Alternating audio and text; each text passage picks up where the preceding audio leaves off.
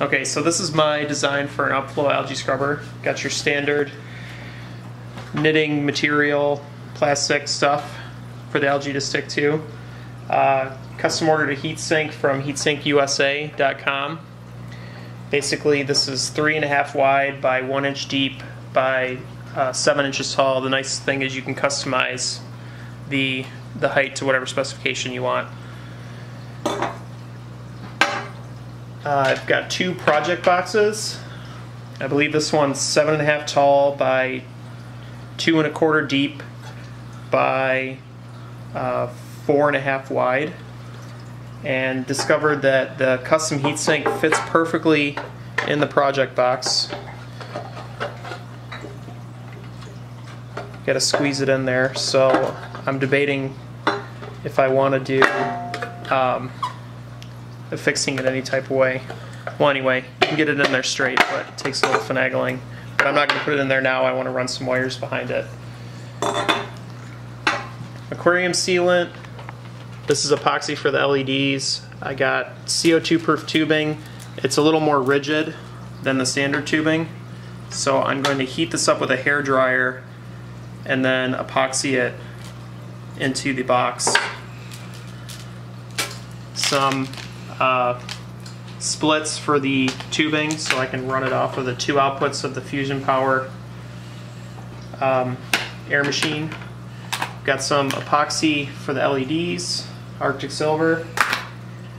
These really powerful magnets, paid I think $11 for 10 of them, but they're extremely, it's hard to even pull them apart with your fingers. So I'm going to use these to fix the 2 sides of the project box. And then ordered these LEDs, 2 violet, I think they're around 420 or 430 nm, and then 6 660 lights. So the plan is obviously, oh, and this driver. I paid a little bit extra for it, but it has a dimmable switch that I'm going to run through the box and then affix the dimmer on the top. And then it fits perfectly on the back of the dry side. And last thing is the backflow protectors for the CO2 tubing, although I think I'm going to mount this above the refugium, so I shouldn't have too much of an issue. Alright, so time to start drilling some holes. Okay, here's the refugium. I'm planning on putting the algae scrubber in this leftmost compartment. It's going to be a little tricky to get to because of the sliding wall, but I think it's worth it because I'd like to leave the other chambers available for other types of filters or filtering methods, and I'd like to keep the protein skimmer for at least the time being. So here's the algae scrubber build in action. As you can see, got your bubble agitation down here. I may need to tweak some of the openings in here because a few of them aren't working. And then the rough material that the algae grows on. The air pump up here, Whisper 700. It's pretty quiet, but it still has a slight hum to it. And then I probably don't need this, but I have a backflow check valve, so water can't get siphoned from the tank up to the pump.